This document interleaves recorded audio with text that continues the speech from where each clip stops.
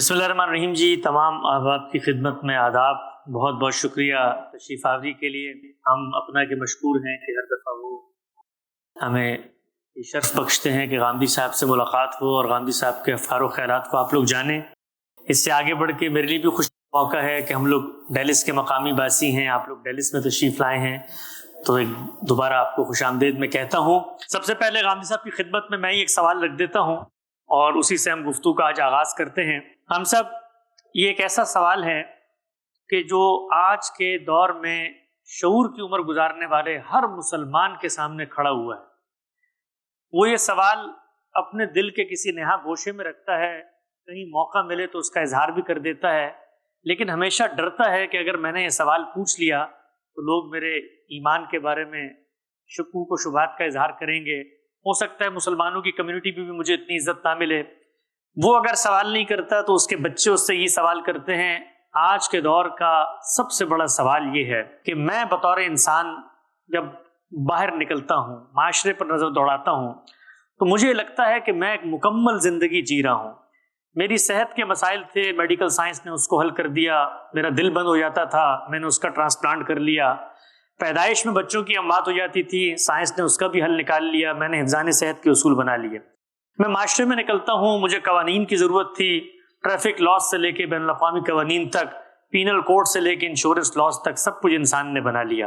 میں زمین سے اوپر اٹھا تو میں نے کائنات کے اوپر کمندیں ڈال لی. میں چاند تک پہنچ گیا، میں نے مارس کو دریافت کر لیا. اس کے بعد ایک ہی چیز رہ جاتی تھی، اخلاقیات. دنیا کے اندر وہ معاشرے جو مذہب پر نہیں کھڑے، انہوں نے بھی اپنی اخلاقیات بنا لی، بلکہ وہ زیادہ با اخلاق معاشرے نظر آتے ہیں. سوال ایک آدمی کے ذہن میں یہ اٹھتا ہے کہ میں کون ہوں، کہاں سے آیا. اس کی بھی ساری توجیحات مجھے سائنس نے دے دی ہیں، وہ نظریہ ارتقا ہو، وہ باقی لاس کی دریافت ہو. آج کے اس دور میں ایک شخص، ایک باشعور آدمی جو بھرپور زندگی جی رہا ہے، جس کے سامنے اسٹیٹ کا ایک منظم انفراسٹرکچر ہے، وہ یہ سوال کرتا ہے کہ اس سب کے بعد آپ کے اس مذہب کی آخر ضرورت کیوں باقی ہے؟ الحمدللہ رب العالمین والصلاة والسلام علی محمد الامین. اعوذ باللہ من الشیطان الرجیم. بسم اللہ الرحمن الرحیم.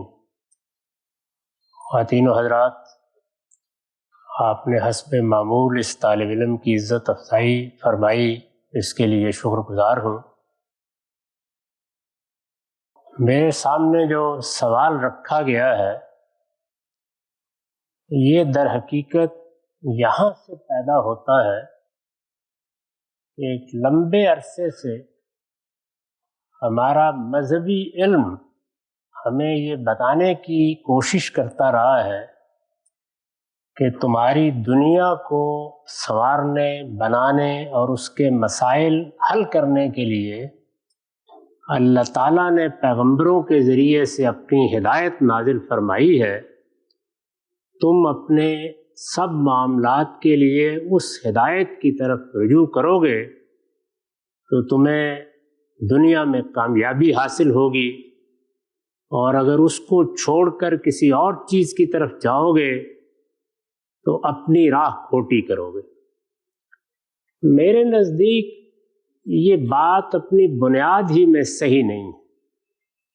اللہ تعالیٰ نے انسان کو جس اسکیم کے تحت پیدا کیا ہے اس میں دنیا کیا ہے، اس کو کس طرح سمجھنا ہے، اس میں اپنے لیے کیا وسائل پیدا کرنے ہیں، اس میں کہاں تک چیزوں کی تسخیر کرنی ہے، کہاں کہاں اپنے لیے سہولتیں تلاش کرنی ہیں، اس میں جو مصیبتیں، تکلیفیں اور آلام ہیں ان کا مقابلہ کیسے کرنا ہے، بیماریاں ہیں، زلزلے ہیں، قحط ہیں، ان کا سامنا کس طریقے سے کرنا ہے. اس کائنات کے پروردگار نے انسان کو اس کے لیے تمام وسائل دے کر اس دنیا میں بھیجا ہے. اس کو ایک شخصیت دی ہے.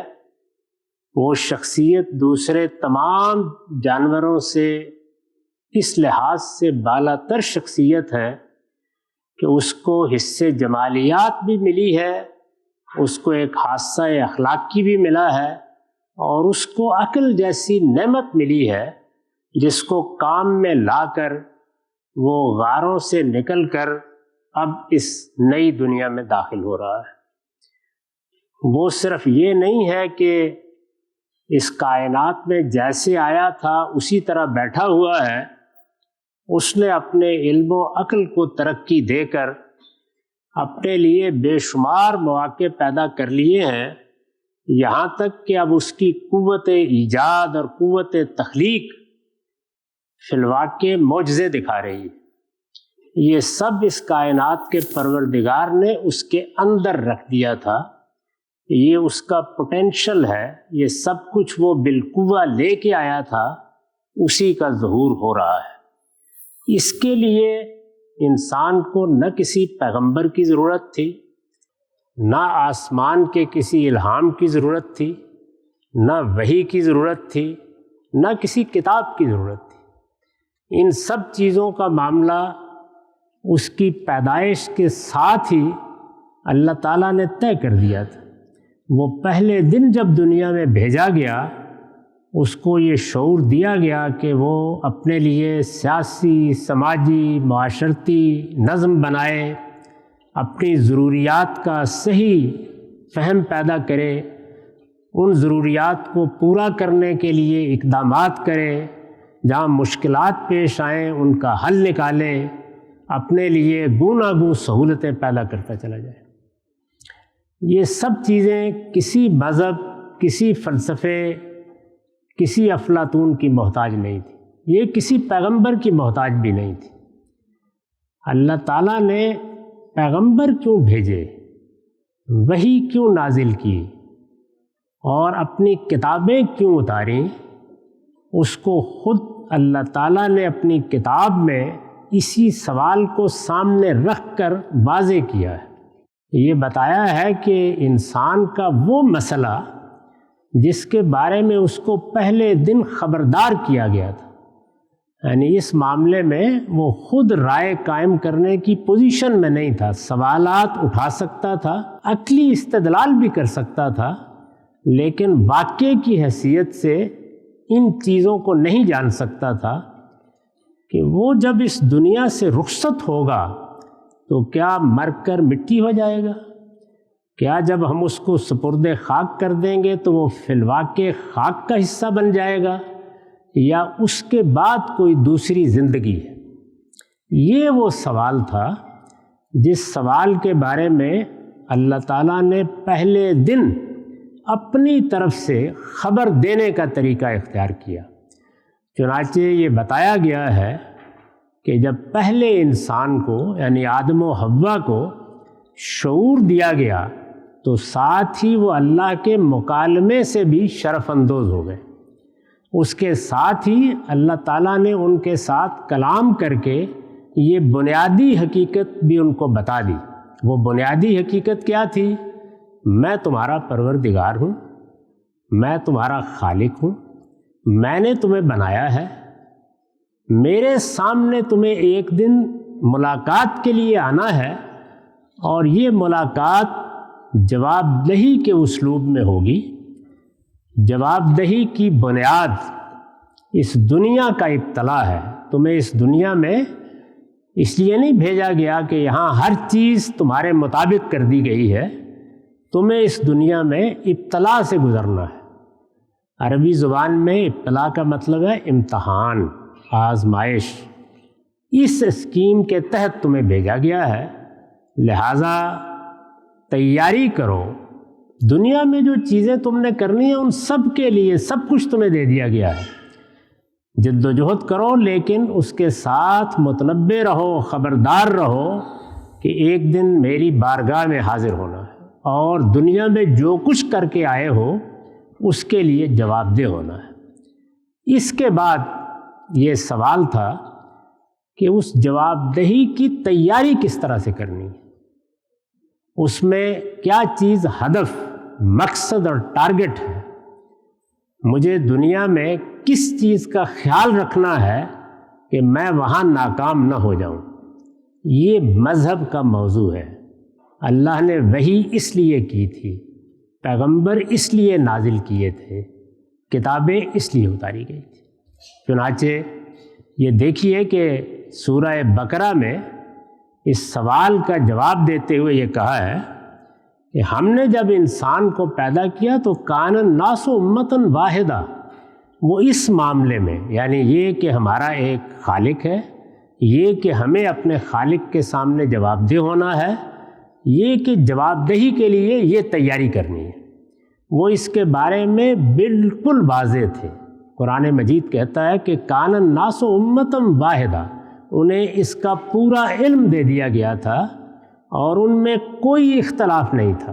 پھر آگے فرمایا ہے کہ جب دنیا ذرا آگے بڑھی تو لوگوں نے ان باتوں کے بارے میں، یعنی اپنے خالق کے بارے میں، اپنے انجام کے بارے میں، جواب دہی کے بارے میں، اس کی تیاری کے بارے میں اختلافات کرنا شروع کر دیے۔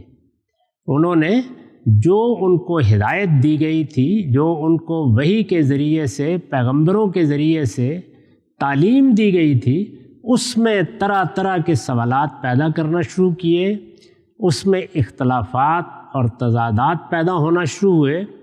تو فرمایا فبعث اللہ النبیین، اس کے بعد اللہ نے فیصلہ کیا کہ اگرچہ ہم نے آدم و حوا کو ساری ہدایت دے دی تھی، لیکن اب جب اختلافات پیدا ہو رہے ہیں تو پھر کچھ لوگوں کو انتخاب کر کے لوگوں کے لیے اس ہدایت کو دوبارہ پیش کرنا ضروری ہو گیا ہے۔ اس کے لیے فرمایا کہ ہم نے نبی بھیجے، اس لیے نہیں کہ وہ سماجی مسائل کا حل بتائیں، وہ معاشرتی مسائل کا حل بتائیں، وہ سیاسی مسائل کا حل بتائیں، وہ صحت کے مسائل حل کریں۔ فرمایا یہ مسئلہ پیدا ہوا، یعنی ان بنیادی حقائق کے بارے میں جب اختلافات پیدا ہوئے تو ہم نے پھر نبوت کا سلسلہ جاری کر دیا، ورنہ آدم و حوا کو جو کچھ بتا دیا گیا تھا، اگر اس میں اختلافات پیدا نہ ہوتے تو اس کی کوئی ضرورت ہی نہیں تھی۔ باقی معاملات کے لیے انسان کو سب کچھ دیا گیا تھا اور اس کے لیے وہ اپنی عقل کی حد تک خود مکتفی تھا، کفایت کرتی تھی۔ اختلافات ہوئے تو فبعث اللہ النبیین، ہم نے پھر نبیوں کا سلسلہ جاری کیا، کیا کرنے کے لیے؟ مبشرین و منذرین، تاکہ وہ دنیا میں جد و جہد کرنے والے، اپنی عقل سے نئی دنیایں پیدا کرنے والوں کو خبردار کر دیں کہ تمہیں ایک دن ہمارے پاس حاضر ہونا ہے۔ تو فرمایا مبشرین و منذرین، ان کو یہ ذمہ داری دی گئی کہ وہ اچھا رویہ اختیار کرنے والوں کو حاضری کے موقع پر، یعنی پروردگار خالق کے حضور میں حاضری کے موقع پر بشارت دیں اگر وہ کامیاب ہو جاتے ہیں، اور خبردار کریں کہ اگر وہاں ناکام ہوئے تو وہ ناکامی غیر معمولی ناکامی ہوگی، ابدی ناکامی ہوگی۔ تو اس کے لیے دو لفظ استعمال کیے، انذار اور بشارت۔ انذار کا مطلب ہے آخرت کے بارے میں خبردار کرنا، اور بشارت کا مطلب ہے وہاں اچھے انجام کی خوشخبری دینا۔ تو پیغمبر اس لیے بھیجے گئے۔ اس کے بعد آگے آیت کہتی ہے کہ یہ سوال پیدا کر سکتے ہو تم کہ پھر ہم نے کتابیں کیوں نازل کی ساتھ؟ تو فرمایا وَأَنزَلْنَا مَعَهُمُ الْكِتَابَ، ان کے ساتھ ہم نے کتابیں اس لیے نازل کیں تاکہ لوگوں کے پاس ایک ریفرنس کی چیز آ جائے، لِيَحْكُمَ بَيْنَ النَّاسِ فِي مَا اخْتَلَفُوا فِيهِ، وہ جو اختلاف پیدا ہوا تھا اس میں جب کبھی فیصلہ کرنے کی ضرورت ہو تو وہ ہماری کتاب کی طرف رجوع کر کے فیصلہ حاصل کر سکے۔ تو اللہ تعالیٰ نے نبوت، وحی، پیغمبری اور کتابوں کے نزول کا یہ مقصد بیان کیا ہے۔ اگر تو یہ مقصد سائنس نے پورا کر دیا ہے، یہ مقصد علوم جدیدہ نے پورا کر دیا ہے، تاریخ کے ماہرین نے پورا کر دیا ہے، تو فارغ، آپ بھی فارغ، ہم بھی فارغ۔ اور اگر یہ مقصد پورا نہیں ہوا تو پھر مذہب ایک زندہ ضرورت ہے، تا وقتے کہ انسان اس ضرورت ہی کا انکار کر دے۔ وہ زندہ ضرورت آخری درجے میں محمد الرسول اللہ صلی اللہ علیہ وسلم نے پوری کی ہے، اور فیصلے کے لیے جو کتاب ان کو دی گئی وہ قرآن مجید ہے۔ یہ کتاب ہمارے لیے رہنمائی کا منبع ہے، لیکن کس چیز کی رہنمائی؟ یہ کہ ہمارا پروردگار کون ہے، اس کی صفات کیا ہیں، اس کا معاملہ کرنے کا طریقہ کیا ہے، اس نے کس قانون پر اس دنیا میں ہمیں بھیجا ہے، اس کی بارگاہ میں جب ہم واپس جائیں گے تو جواب دہی کس طرح ہونی ہے، اس جواب دہی کی تیاری کیا کرنی ہے۔ یہ قرآن کا موضوع ہے، یہ پیغمبروں کا موضوع ہے، یہ دین کی دعوت ہے۔ وہ آپ کے ان مسائل کو حل کرنے کے لیے بھیجا ہی نہیں گیا جن کے لیے انسان کو بہت عقل دی گئی ہے۔ تو اس لیے دین کو صحیح زاویے سے دیکھیے، اس کے بعد آپ کو اندازہ ہو جائے گا کہ دین کا موضوع ہماری زندگی نہیں ہے، اس کا موضوع ہماری موت ہے۔ سبحان اللہ۔ اور وہ مجھے بھی آنی ہے، آپ کو بھی آنی ہے۔ وہ ہمارے سب سے بڑے مسئلے کو ایڈریس کر رہا ہے۔ اے کاش ہم اس مسئلے کی اہمیت سمجھ سکیں۔ اچھا، بہت ہی تفصیل اور بڑے ہی اس کو آپ کہتے ہیں اندر اتر کے آپ نے اس سوال کا تجزیہ کیا۔ سلسلہ گفتگو کو آگے بڑھاتے ہیں۔ سوالات موصول ہونے کا سلسلہ مجھے آگے ہے، انشاءاللہ میں کوشش کرتا ہوں کہ زیادہ سے زیادہ سوالات کے ہم صاحب سے جوابات لیں۔ ہم سب آپ کے علم میں ہے سویڈن کے اندر قرآن کو جلانے کا واقعہ ہوا ہے، مسلمان پوری دنیا میں احتجاج کر رہے ہیں۔ آپ کی نظر میں اس طرح کے واقعات کی روک تھام کے لیے کیا کرنا چاہیے ہے، اور قرآن مجید کے ساتھ جو کچھ کیا گیا اس کے بعد پوری دنیا کے مسلمان یہ کہہ رہے ہیں کہ قرآن کی حرمت پامال ہوئی ہے، تو قرآن کی حرمت کی بحالی کے لیے بحیثیت مسلمان ہماری کیا ذمہ داری ہے؟ قرآن اللہ کی کتاب ہے، اور میں نے ابھی آپ کو بتایا کہ وہ کس لیے نازل کی گئی ہے۔ میرا اپنے آپ سے سوال ہے کہ کیا قرآن کی یہ حیثیت ہم نے لوگوں پر واضح کی ہے؟ میں نے، آپ نے فی الواقع اپنی ساری توانائی صرف کر کے کیا لوگوں کو بتایا ہے کہ یہ قرآن مجید تمہارے کس مسئلے کو موضوع بنا رہا ہے، اس کی کیا اہمیت ہے، انسانی تاریخ میں اس کا کیا مقام ہے، یہ اگر اللہ کا کلام ہے تو اس کے کیا دلائل ہیں، اس میں جو پیغام دیا گیا ہے اس پیغام کی پس منظر اور اس کی تاریخ کیا ہے، کیا ہم نے کبھی یہ تعارف کرایا ہے؟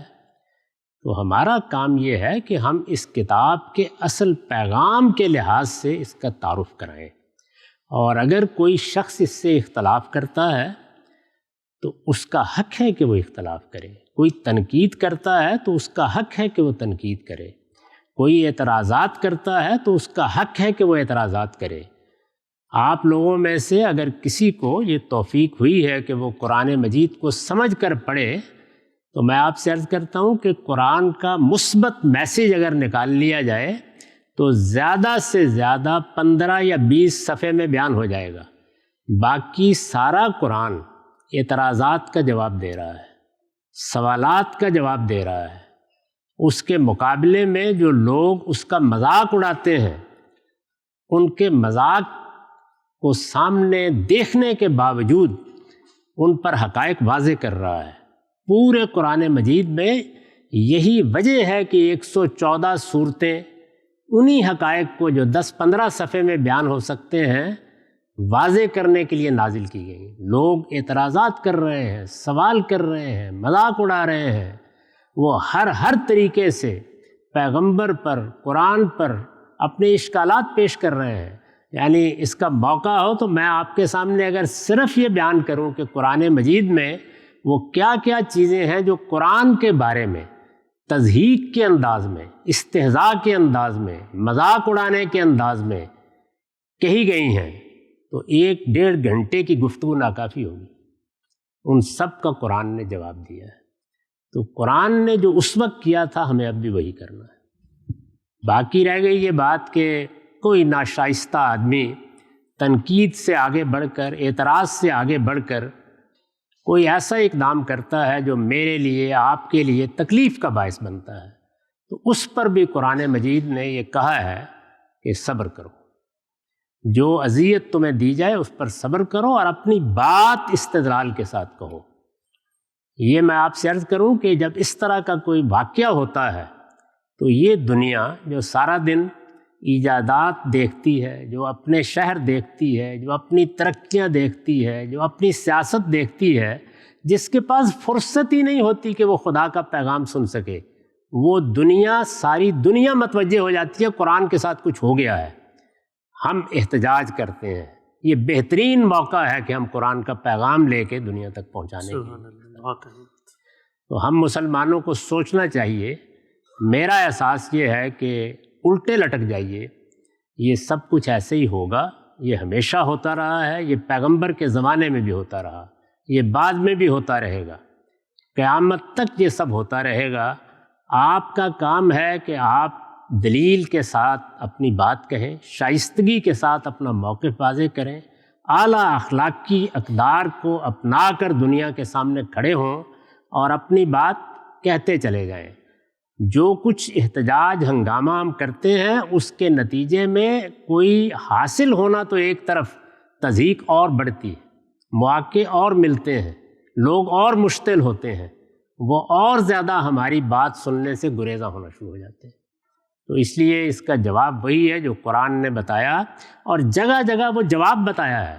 مثلاً یہ کہا ہے کہ اگر تمہاری مجلسوں میں قرآن مجید کا مذاق اڑایا جائے تو اطمینان رکھو، اللہ مذاق اڑانے والوں کو خود دیکھ لے گا۔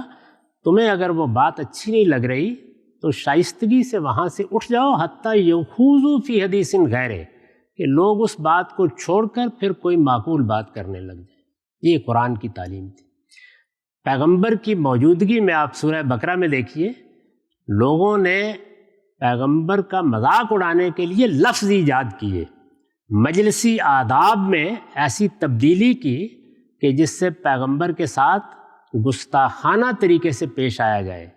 قرآن مجید نے اس پر تبصرہ کیا، وہ الفاظ نقل کیے اور یہ کہا کہ ان کو چھوڑ کر، چونکہ انہوں نے اس کو مذاق اڑانے کا ذریعہ بنا لیا، آپ ذرا دوسرے الفاظ اختیار کر لیں۔ جس موقع پر بھی یہ چیز پیش آئی ہے، ایک ہی بات کی تعلیم دی ہے اور پھر کہا ہے کہ یہ میرا پیغام اور میری دعوت ہے، ادعو الی سبیل ربک بالحکمۃ والموعظۃ الحسنہ۔ اس کی طرف لوگوں کو بلانے کے لیے نہ ہنگامے کی ضرورت ہے، نہ احتجاج کی ضرورت ہے، حکمت کے ساتھ اور دانائی کے ساتھ اور دانش مندی کے ساتھ میرا پیغام پہنچانے کی ضرورت ہے۔ والموعظۃ الحسنہ، اگر کوئی غلط رویہ اختیار کرتا ہے تو اچھی نصیحت کر دو۔ وجادلہم باللتی ہی احسن، اور اگر کوئی مباحثے کی صورت بھی پیدا ہو جائے تو شائستہ مباحثہ کر کے دکھاؤ کہ شرفاء ایسے بات کیا کرتے ہیں اور ایسے اعتراض کیا کرتے ہیں۔ تو ہمارے پیغمبر کی اور ہماری کتاب کی تعلیم یہ ہے، اس لیے مسلمانوں کو اس طرح کی چیزوں سے بالکل صرف نظر کر لینا چاہیے۔ یہ اعراض اور صرف نظر کی مستحق ہوتی ہیں۔ ہم جب ان پر رد عمل ظاہر کرتے ہیں تو پہلے اگر ایک تضحیک کا موقع ہے تو 10 اور پیدا کر دیتے ہیں۔ بہت ٹھیک، ہم سے نقطہ واضح ہوا، آگے بڑھاتے ہیں سلسلہ گفتگو کو۔ ہم سے ایک سوال لکھا ہوا آیا ہے، میں پڑھ دیتا ہوں، کوئی مجھ پہ گستاخی کا فتویٰ نہ لگائے، جیسا لکھا ہوا ہے ویسے ہی میں پڑھ کے سنا رہا ہوں۔ انہوں نے لکھا ہے کہ میں جب پہلی دفعہ عمرے کرنے گیا، اور بریکٹ میں لکھا ہے دوستوں کے کہنے پر، تو مجھ سے سب دوستوں نے پوچھا میرا ایکسپیرینس کیسا رہا۔ میں نے ڈر کی وجہ سے کہا بہت اچھا، لیکن در حقیقت مجھے کعبہ اسی طرح لگا جیسے کوئی ہندو ٹیمپل ہوتا ہے، اور آب زمزم بالکل گنگا کا پانی۔ میں اور مجھ جیسے بہت سارے مسلمان دوست اسی کشمکش میں مبتلا ہیں۔ ہم عمرہ کرنے جاتے ہیں، ہمیں کوئی فیلنگ محسوس نہیں ہوتی۔ دوستوں کے کہنے پر جانے کا یہی نتیجہ نکلا۔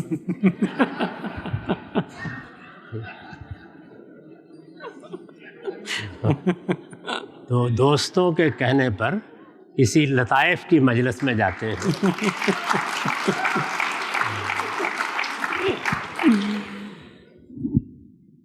یا یہ ہے کہ گپ شپ کی محفل ہو، کوئی مشاعرہ ہو، ایسی چیزوں میں جاتے ہیں۔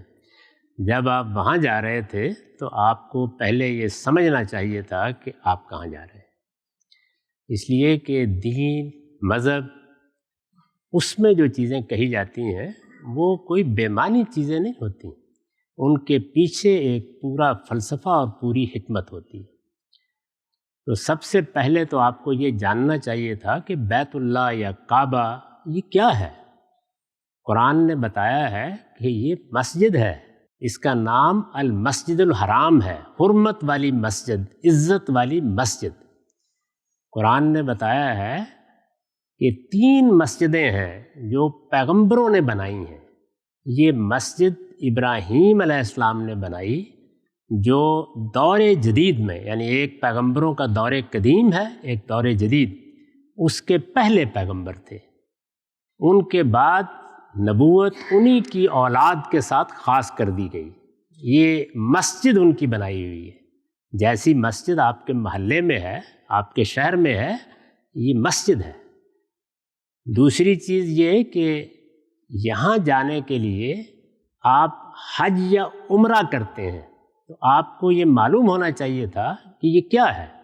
یعنی مسجد ہے، وہاں جائیں گے تو نماز تو پڑھیں گے جس طرح کہ ہم اپنے محلے کی مسجد میں یا اپنے شہر کی مسجد میں پڑھتے ہیں، تو یہ حج اور عمرہ کیا ہے یہ جاننا چاہیے تھا۔ تو اس وقت یہ موقع تو نہیں ہے کہ میں اس کو موضوع بنا کر اس پر ایک لیکچر دوں۔ میری کتابوں میں، تصنیفات میں، گفتگوؤں میں بارہا یہ زیر بحث آ چکا ہے۔ اگر آپ کے پاس موقع ہو تو اس کو سن لیجئے۔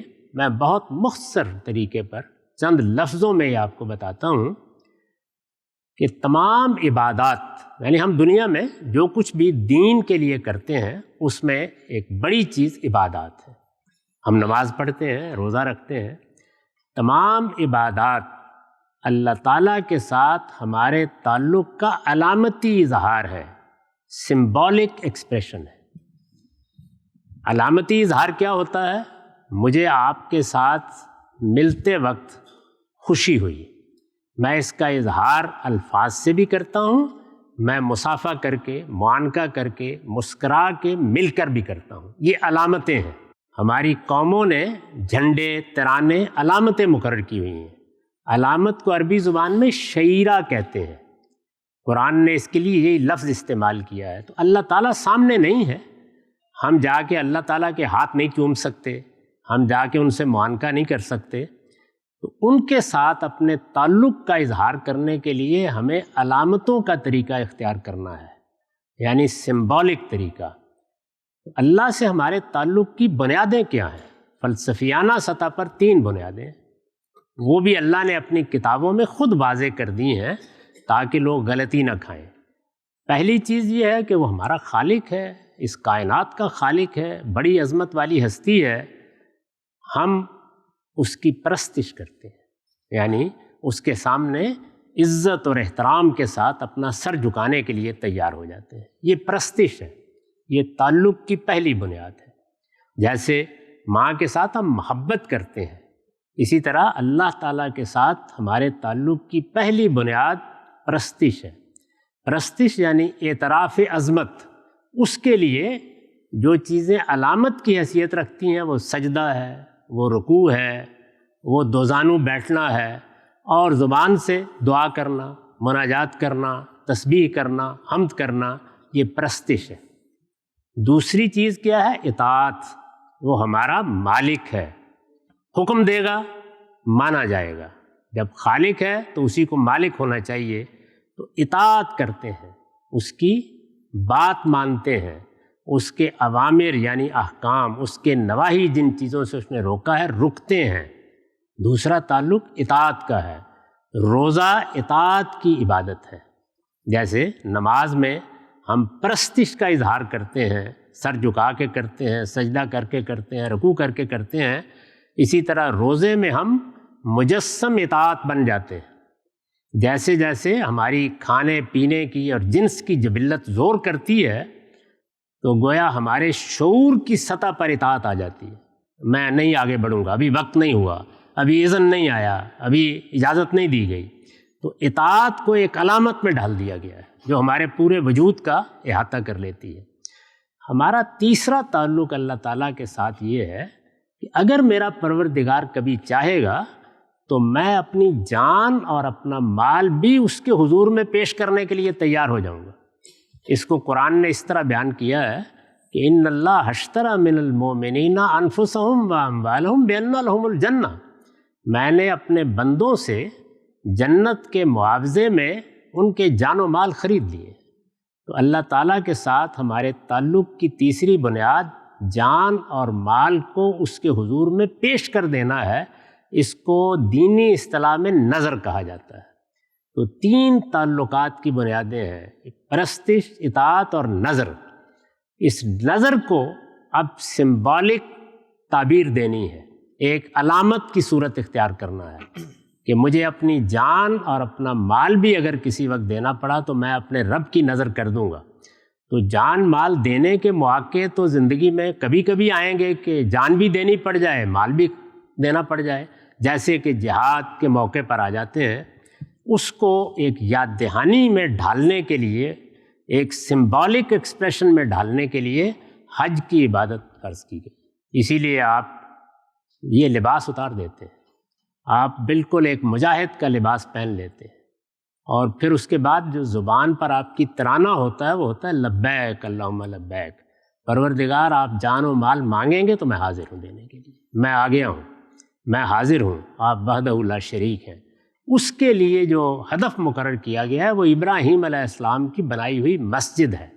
اس میں جتنی چیزیں بھی مناسک کی ہیں، اس وقت اگر میں ان کی تعبیر کروں گا تو وقت لگے گا، وہ اصل میں جان و مال کی قربانی کو شیطان کے خلاف جنگ میں سمبلائز کرتی ہیں، اس میں آپ جا کے شامل ہو جاتے ہیں۔ تو اب حج ایک خاص وقت پہ ہوتا ہے، 5 دن کی عبادت ہے، بہت مشقت کی عبادت بھی ہو جاتی ہے۔ تو عام لوگوں کے لیے اس میں سہولت پیدا کی گئی کہ اگر وہ یہ نہ کر سکیں کسی وجہ سے، یعنی ان کی طاقت نہ ہو، ہمت نہ ہو، ان کے پاس روپیہ نہ ہو، 5 دن کی مشقت نہ اٹھا سکیں تو عمرہ کر لیں، اور اگر عمرے کی بھی طاقت نہ ہو، گویا کانڈینس کر دیا گیا اسے، تو نظر کی عبادت میں اگر عمرہ بھی کرنے کی ہمت نہیں ہے، نہیں جا سکتے سفر کر کے، تو رسول اللہ صلی اللہ علیہ وسلم نے عید الاضحیٰ کی قربانی اس کے لیے جاری کر دی۔ اور اگر کوئی وہ بھی نہ کر سکے نظر کی عبادت کے لیے تو فرمایا یکم ذوالحج کو اپنے بال کاٹنا اور ناخن اتارنا بند کر دے، اور جیسے ہی عید کی نماز پڑھے تو اس احساس کے ساتھ کہ میں نے اپنے رب کی غلامی میں اپنے آپ کو دے دیا، بال ترشوا لے، اس کے لیے یہی نظر کی عبادت ہے۔ تو اس کو 4 سطحوں پر قائم کر دیا گیا ہے، یہ نظر کی عبادت ہے۔ اب اگر اللہ کی معرفت ہی نہیں ہے، اس سے تعلق کی بنیادوں کا فلسفہ ہی معلوم نہیں ہے، نہ پرستش کا جذبہ پیدا ہوا، نہ اطاعت کا، نہ نظر کا، تو معاف کیجیے گا پھر دوستوں کے کہنے پر چائے پینی پڑتی ہے وہاں جا کے، حج نہیں کیا جاتا۔ بہت شکریہ۔ ہم سب آگے بڑھاتے ہیں سلسلہ گفتگو کو۔ یہ سوال ہے جی کہ میں جب بھی کسی بزرگ کو مسجد میں پاؤں اٹھا کر سنک میں جمناسٹک کرتے ہوئے وضو کرتے ہوئے دیکھتا ہوں تو میرے دل میں خیال آتا ہے کہ اگر قرآن مجید میں پیر کے وضو کے بارے میں 2 تعبیرات تھی، ایک مسح کی، غسل کی، تو آسانی کو کیوں نہ ترجیح دی جائے، کیونکہ اس طریقے سے وضو کرنے سے خطرہ بھی پیدا ہو جاتا ہے۔ جی، اس سے بھی زیادہ آسان بات یہ تھی کہ آپ صبح وضو کر کے جرابیں پہنتے اور اطمینان کے ساتھ جاتے، پھر صرف مسح کر لیتے، تو اتنے تکلف کی ضرورت کیوں پڑی؟ اور دوسرے یہ کہ وہاں جا کے ہی وضو کیوں کیا جائے؟ یعنی مسلمانوں کی تو یہ روایت نہیں تھی، یہی تھی کہ وہ گھر سے وضو کر کے جاتے تھے اور اطمینان کے ساتھ جا کے نماز پڑھتے تھے۔ تو اتنی آسانی جتنی پیدا کر دی گئی ہے اس پر اللہ کا شکر کریں، زیادہ آسانی دوستوں کی مجلسوں میں اختیار کر لی۔ یہ سوال ہے جی کہ نیکی چھپ کر خاموشی کے ساتھ کرنے کی تلقین کی گئی ہے، لیکن اگر ہم چھپ کر نیکی کریں گے تو دوسرے لوگوں کو اس سے انسپریشن کیسے حاصل ہوگی اور معاشرے میں نیکی کیسے عام ہوگی؟ یہ بات ہی صحیح نہیں ہے۔ اللہ تعالیٰ نے دونوں طرح نیکی کرنے کی ترغیب دی ہے، یعنی یہ فرمایا ہے کہ نیکی کے کاموں میں ظاہر ہے دوسروں پر خرچ کرنا، ان کی خدمت کرنا ایک بڑا کام ہے، تو اس میں کہا ہے کہ تم چھپ کر کرو یا علانیہ، اللہ ہر ایک کو قبول کرے گا۔ بعض اوقات علانیہ نیکی کی ضرورت ہوتی ہے، یعنی اس کا مقصد ہوتا ہے کہ دوسروں کو ترغیب ہو، کوئی بڑا حادثہ ہے، عالم ہے، دنیا میں کوئی تکلیف آ گئی ہے، سب لوگوں کو ترغیب دینی ہے، تو اس میں خود رسول اللہ صلی اللہ علیہ وسلم کے صحابہ نے بھی علانیہ مسجد میں انفاق کیا ہے، نیکی کے کام کیے ہیں۔ یہ بات ٹھیک نہیں ہے کہ نیکی ہمیشہ چھپ کے کرنی چاہیے۔ اگر نیکی چھپ کے کرنی ہے تو مسجد کیوں بنائیں گے اور جا کے وہاں نماز کیوں پڑھیں گے؟ سب سے بڑا نیکی کا کام اللہ کی بارگاہ میں حاضری ہے، پھر وہ گھر کے کسی کونے ہی میں ادا ہو جاتا۔ تو دونوں چیزیں ہیں، یعنی چھپ کر بھی کریں جہاں چھپ کر کرنے کا موقع ہے، اور علانیہ کریں جہاں علانیہ کرنے کا موقع ہے۔ ٹھیک، بات واضح ہوئی. لیکن اتنی علانیہ نہ کریں کہ قبرستان میں بھی اور طواف میں بھی کیمرے پکڑے ہوئے ہوں ہاتھ میں. جی یہ صحیح کہہ رہے ہیں ہم سب. اور یہ بھی ہوتا ہے ہم سب کہ ہمارے ساتھ اگر کوئی اعلانیہ نیکی کرے اور ہمیں کوئی راشن کا بیگ دیتے ہوئے تصویر کھینچے تو ہماری عزت نفس بڑی مجروح ہوتی ہے. یا اس پہ کوئی شک نہیں. تو جہاں پہ نیکی آپ کو اس طرح کرنی ہے کہ دوسرے ہاتھ کو بھی خبر نہ ہو وہاں وہ طریقہ اختیار کیجیے. اور جہاں نیکی کرنے کا مقصد ہی یہ ہے کہ دوسروں کے لیے ترغیب ہو یا سوسائٹی میں نیکی پھیلے یا اس کا عمومی طور پر لوگوں میں شعور پیدا کیا جائے وہاں علانیہ کرنے میں بھی کوئی حرج نہیں. اور قرآن نے 2 لفظ استعمال کیے ہیں, یعنی علانیہ کا لفظ استعمال کر کے بتایا کہ اللہ دونوں کو قبول فرمائے. ٹھیک, بات واضح ہوئی. آگے بڑھاتے ہیں سلسلہ گفتگو کو. ہم سے بھی سوال پوچھا گیا ہے کہ میں معاشی لحاظ سے بہت آسودہ حال ہوں, کھاتا پیتا ہوں, بچوں کو بھی تعلیم دلوائی ہے, لیکن ڈپریشن کا مریض بن گیا ہوں. کیا اسلام میں ڈپریشن کا کوئی حل موجود ہے؟ ڈاکٹرز کے پاس جاتا ہوں تو ڈاکٹر دوا کے علاوہ کوئی دوسرا حل نہیں بتاتے.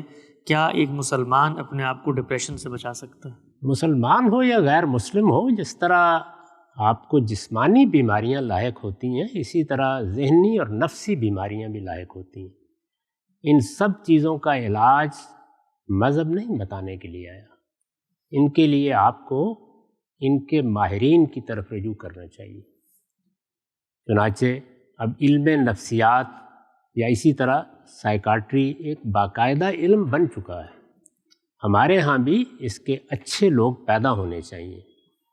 لوگوں میں ڈپریشن, زندگی سے بیزاری, حقائق سے گریز, اس طرح کی بہت سی چیزیں اس زندگی کے نشیب و فراز سے گزرتے ہوئے پیدا ہو جاتی ہیں.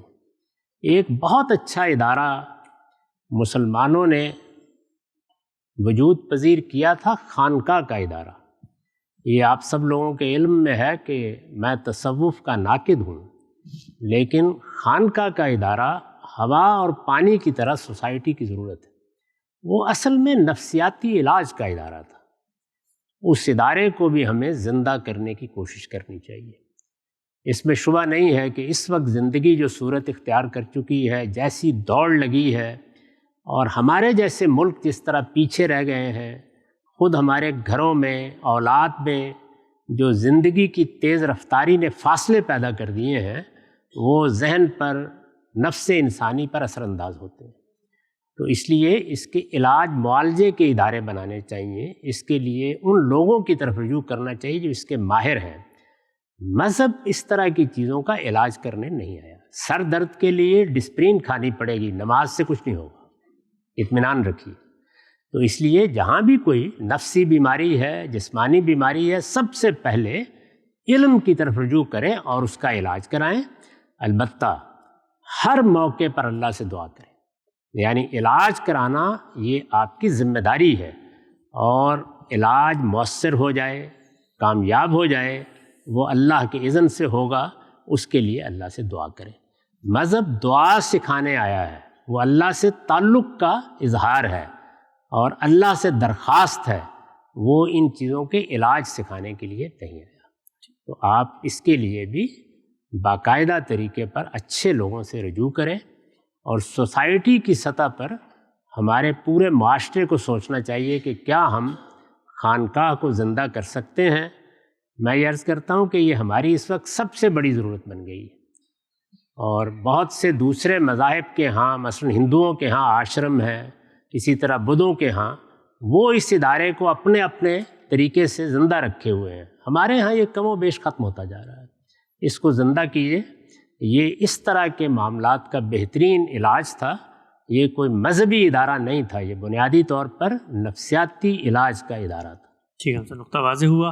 آگے بڑھاتے ہیں. یہ سوال ہے ہم سب ہر عام آدمی کے ذہن میں اٹھتا ہے. انہوں نے لکھا ہے کہ علماء کرام مذہب کی مختلف انٹرپریٹیشن کرتے ہیں, اس کے نتیجے میں امت مختلف فرقوں میں بٹ گئی ہے. ہر فرقہ اپنے آپ کو صحیح سمجھتا ہے. سب علماء اسی قرآن اور اسی حدیث سے اپنے استدلال کو ثابت کرتے ہیں.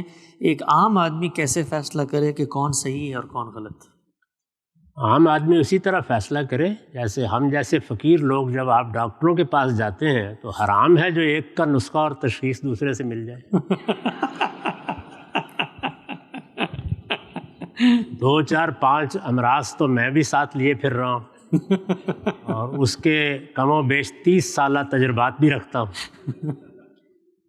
میرے بھائی، اس دنیا میں جب بھی انسانوں سے معاملہ پڑے گا تو وہ کسی علم کو سمجھتے ہیں، اس میں اختلاف کر لیتے ہیں۔ جیسے ہم باقی علوم میں فیصلہ کرتے ہیں ایسے ہی کرنا چاہیے۔ مجھے یہ بتائیے کہ جو مذہب کی بنیادی چیزیں ہیں ان میں کبھی کسی کو آپ نے اختلاف کرتے دیکھا ہے؟ اس کائنات کا خالق اللہ ہے، وہ تنہا خالق ہے۔ ہم مسلمان اس کی توحید کے ساتھ اس کو مانتے ہیں۔ ہمیں ایک دن جواب دہ ہونا ہے۔ اس جواب دہی میں ہمیں ایمان اور اچھے عمل کی بنیاد پر پوچھا جائے گا۔ یہ کہ اللہ نے پیغمبر بھیجے ہیں، ہم ان کو مانتے ہیں، اس کی کتابوں کو مانتے ہیں۔ اس سے اختلاف کرنے والے اگر کبھی ملے ہوں آپ کو تو مجھے بتائیے۔ اچھا، اسی طریقے سے اللہ کی عبادات کی چیزیں، نماز، روزہ، اسی طرح میں نے آپ کو نظر کی عبادتیں ابھی بتائیں، ان میں کوئی اختلاف کرنے والے، ساری دنیا ذوق شوق کے ساتھ عبادات کر رہی ہے۔ یہ سب کے سب اعلیٰ اخلاقیات پر ہمیں اپنی زندگی قائم کرنی ہے۔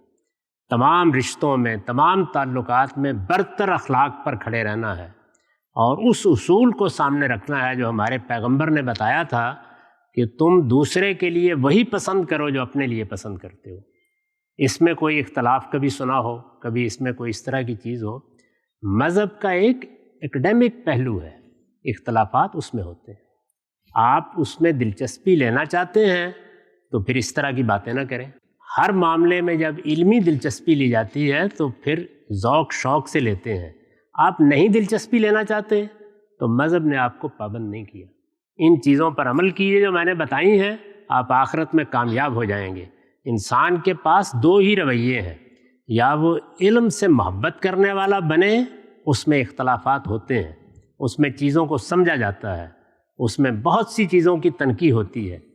یہ آپ کا مزاج نہیں ہے تو وہ بدو بنیے جو رسالت مآب کی خدمت میں آیا اور اس نے آ کے آپ کی اونٹنی کی مہار پکڑ لی اور کہا کہ مجھے محمد جنت میں جانے کا طریقہ بتاؤ 2-4 لفظوں میں۔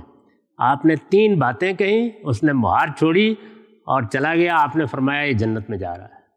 تو اس لیے یا تو وہ بنیے اور یا پھر اس طرح کی شکایت نہ کریں، پھر علم کے سچے طالب بنیں۔ علم کے سچے طالب کبھی علمی اختلافات سے گھبراتے نہیں ہیں۔ ہمیں تو جب کسی علمی اختلاف کا پتہ چلتا ہے تو معلوم ہوتا ہے کہ بہار آ گئی ہے۔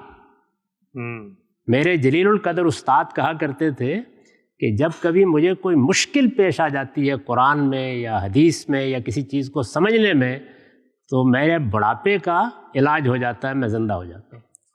علم سے محبت کرنے والے لوگ علمی چیزوں میں دلچسپی لیں، جن کو اس سے دلچسپی نہیں ہے وہ بدو کی زندگی بسر کریں۔ موٹی موٹی باتیں ماننے کی یہ مانیں، ان میں کوئی سوال ہے تو کر لیں، ان میں کوئی اختلاف نہیں ہے۔ مشرق سے مغرب تک سب وہی باتیں کہہ رہے ہیں۔ بہت خوب، بہت خوب، ہم سے بہت ہی اچھے انداز میں آپ نے اس کا جواب دیا۔ چلیں جی، کچھ مختصر سوالات قاضی صاحب سے پوچھتے ہیں اور پھر اس کے بعد انشاءاللہ آپ حضرات کو مائک بھی دیں گے، آپ لوگ بھی سوال پوچھ سکتے ہیں براہ راست۔ ہم سے بھی پوچھا ہے ایک مفکرہ، مائک بس دینے کا فیصلہ کیجیے گا، لینا ممکن نہیں ہوتا۔ ہاں، یہ بھی یہ سوال ہے غم صاحب کہ آج کے دور میں بعض مفکرین قرآن مجید کی فیمنزم کے نظریے کے تحت مختلف تعبیرات کر رہے ہیں، کیا قرآن کی فیمنسٹ توجیہ ممکن ہے؟ ہر علم کو اس کی شرائط پر سمجھنا چاہیے۔ سائنس، فلسفہ، مذہب، ہر چیز جس طرح بیان کی گئی ہے اس کو اس طرح سمجھنا چاہیے۔ نہ سائنس کی کوئی مردانہ اور زنانہ تعبیریں ہوتی ہیں، نہ قرآن کی، نہ فلسفے کی۔ یہ ان چیزوں سے بالا تر چیز ہے۔ آپ کو قرآن کو سمجھنا ہے یا مذہب کو سمجھنا ہے تو اس کے لیے کچھ قاعدے اصول بنے ہوئے ہیں، آپ اس کی کمپیٹنس پیدا کریں اور سمجھیں۔ اس میں کوئی مردانہ زنانہ چیزیں نہیں ہیں۔ آپ کو فلسفہ پڑھنا ہے تو اب آپ کیا کریں گے کہ کانٹ کی پیور ریزن کی زنانہ تفسیر۔ تو مذہب پر ہاتھ صاف کرنے سے پہلے ذرا وہ کر کے آ جائیے گا۔ بہت اہم بات۔ آگے بڑھاتے ہیں، ہم سے بھی پوچھا انہوں نے کہ کیا ہمیں اپنے گھروں کو مسجد بنانا چاہیے یا بھاگ بھاگ کر مسجد میں جا کے نماز پڑھنی چاہیے؟ جو نماز مسجد میں پڑھنے کی ہے وہ آپ کے گھر کے قریب اگر مسجد ہے تو وہاں جا کے پڑھیں، مسجد کو آباد کریں۔ مسجد ہمارے لیے ایک بڑی غیر معمولی چیز ہے، لیکن جیسے کہ اس ملک میں آپ رہتے ہیں، یہاں ضروری نہیں کہ گھروں کے قریب مسجدیں ہوں۔ ہمارے اپنے ملک میں تو ہر محلے میں ہر گلی میں مسجد مل جاتی ہے، تو وہاں یہی کرنا چاہیے۔ وہاں آپ گھر میں نماز پڑھ سکتے ہیں، 2-4 لوگ مل کے بھی جماعت کرا سکتے ہیں، اس میں کوئی حرج کی بات نہیں ہے۔ لیکن یہ بھاگ کے جانے کا کیا مطلب ہے؟ یعنی اگر آپ کے پاس بھاگ کر جانے کے لیے اگر کلینک موجود ہے تو وہاں بھی کبھی کبھی جانا ہی پڑ جاتا ہے، تو اس لیے مسجد میں شوق سے جانا چاہیے۔ ٹھیک۔ اچھا، یہ بھاگ کے جانے کا یہاں پر لوگوں کو اکثر سوال بھی درپیش ہوتا ہے، یہ لکھا ہوا بھی ہے ایک صاحب نے کہ چونکہ نوکری ہے، ہائی ویز ہیں، اپنی مصروفیات ہوتی ہیں، نماز کے اوقات میں اکثر یہی ہوتا ہے کہ نماز قضا ہو جاتی ہے کیونکہ لمبے مسافتیں ہوتی ہیں، تو پوچھا انہوں نے کہ کیا گاڑی چلاتے ہوئے بھی ہم نماز پڑھ سکتے ہیں؟ اس کا جواب خود قرآن مجید نے دے دیا ہے، یعنی آپ جس حالت میں بھی ہیں، نماز کا وقت آ گیا تو قرآن کے الفاظ ہیں فَرِجَالًا وَرُكْبَانًا، تم پیدل چل رہے ہو، کھڑے نہیں ہو سکتے تو پیدل چلتے ہوئے پڑھ لو، تم سواری پر سوار ہو، ٹھہر نہیں سکتے تو سواری پر بیٹھے ہوئے پڑھ لو۔ تو اس لیے نماز کے بارے میں چونکہ یہ ہماری زندگی ہے، یہ اصل میں زندگی کی مصروفیات میں چند لمحوں کے لیے خدا کی طرف رجوع ہے، تو اس لیے اس میں کبھی بھی انتظار نہیں کرنا چاہیے کہ اب مسجد آئے گی تو پھر پڑھیں گے، گھر پہنچیں گے تو پھر جائیں گے۔ آپ اسٹیئرنگ پر بیٹھے ہوئے گاڑی چلا رہے ہیں، وہیں سر جھکا دیجیے، لیکن گاڑی مارنے سے اجتناب۔ ٹیسلا میں ویسے یہ مشکل پیش نہیں آئے گی آپ کو۔ جگم صاحب، ایک سوال انہوں نے پوچھا ہے کہ بیویوں کو اپنا مطیع اور فرما بردار کیسے بنایا جا سکتا ہے؟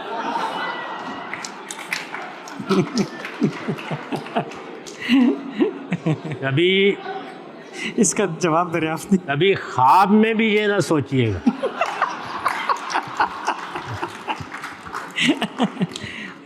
بیویوں کو اللہ نے پیدا اس لیے کیا ہے کہ شوہر ان کے فرما بردار بن کر رہے ہیں۔ اگر یعنی غامدی صاحب ہر معاملے میں سوال اٹھانے کی اجازت دیتے ہیں سوائے اس معاملے کے۔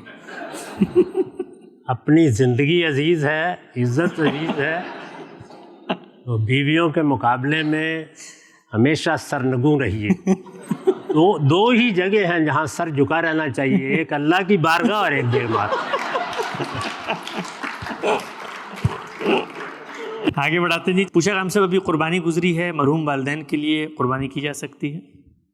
ہر نیکی کا کام آپ اس ارادے سے کر سکتے ہیں کہ اللہ تعالیٰ آپ کے کسی عزیز کو، والد کو، والدہ کو اس کا اجر دے، آپ کو اجر مل جائے گا۔ رسول اللہ نے اس کا جواب دیا ہے کہ انسان اپنے جذبات کے اظہار کے لیے کھڑا ہو جاتا ہے نماز پڑھنے، حج کرنے، میں اپنے والد کے لیے، میں اپنی والدہ کے لیے یہ کام کر رہا ہوں، یہ جذبات کا اظہار ہے۔ تو فرمایا کہ تمہیں تو اجر مل جائے گا، یعنی عبادت کرنے والے کی عبادت، نیکی کرنے والے کی نیکی کا اجر اسے مل جائے گا۔ اس کو اجر ملے گا یا نہیں، فرمایا اس کا قاعدہ ہے، اور وہ یہ ہے کہ اگر وہ اس نیکی کا خواہاں تھا، اس کی خواہش رکھتا تھا اور کسی مجبوری کی وجہ سے نہیں کر سکا تو اولاد کی ہر نیکی اس تک پہنچ جائے، لیکن نہ اس نے کبھی خواہش کی، نہ کبھی ارادہ کیا۔ اس کو تو جب کبھی کہا جاتا تھا کہ ابا جان اب کافی پیسے جمع ہو گئے، حج کر آئیے، تو کہتے ایوی کوئی کرنے کا کام نہیں، اب آپ 15,000 حج بھی کر لیں وہاں کچھ نہیں جائے گا۔ ٹھیک، واضح یہ اصول ہے، آپ کو بہرحال اجر مل جائے۔ ٹھیک، آپ سے پوچھا ہے کہ اجتہاد کیا ہوتا ہے؟ آج کل ہم دیکھتے ہیں کہ بعض علماء کہتے ہیں اجتہاد ہونا چاہیے، موجودہ دور میں اس کی کوئی ایک مثال اگر آپ دے سکیں، اجتہاد کسے کہتے ہیں؟ میرے بھائی، زندگی ایک رواں دواں عمل ہے، اس میں بہت سے نئے مسائل پیش آتے رہتے ہیں۔ ان نئے مسائل میں دین کا کوئی حکم اگر معلوم کرنا ہو تو اس کو اجتہاد کہتے ہیں۔ یعنی ایک تو اللہ اور اللہ کے پیغمبر کی ہدایت ہے جو دے دی گئی ہے، جیسے ابھی میں نے ذکر کیا، یہ نماز ہے، روزہ ہے، ان میں تو اللہ کے پیغمبر کی ہدایت واضح طور پر موجود ہے، قرآن مجید میں موجود ہے۔ لیکن کوئی نیا مسئلہ جیسے پوسٹ مارٹم کا مسئلہ پیدا ہوا، اب تو عام ہو گئی یہ چیز، تو اس میں یہ سوال تھا کہ ہمیں تو یہ کہا گیا ہے کہ ہم میت کو بہت عزت کے ساتھ سپرد خاک کریں، تو یہ کیا چیر پھاڑ کریں گے؟ یہ جائز ہے؟ اچھا، اسی طرح خون کی منتقلی پہلے تو نہیں ہوتی، کرنا ہی ممکن نہیں تھا، ممکن ہو گئی۔ اعضاء کی منتقلی، یعنی آپ کسی آدمی کو اپنا گردہ دے کر، آنکھ دے کر اس کو روشنی دے سکتے ہیں، زندگی دے سکتے ہیں، تو سوال پیدا ہوا کہ کیا ہم یہ کر سکتے ہیں؟ یہ چند مثالیں ہیں، اور بھی بہت سی چیزیں ہیں۔ تو اس طرح کے جتنے نئے مسائل بھی پیش آئیں، ان میں آپ کو دین کے اصولوں کو سامنے رکھ کر یہ فیصلہ کرنا پڑتا ہے کہ میں اب کیا کروں۔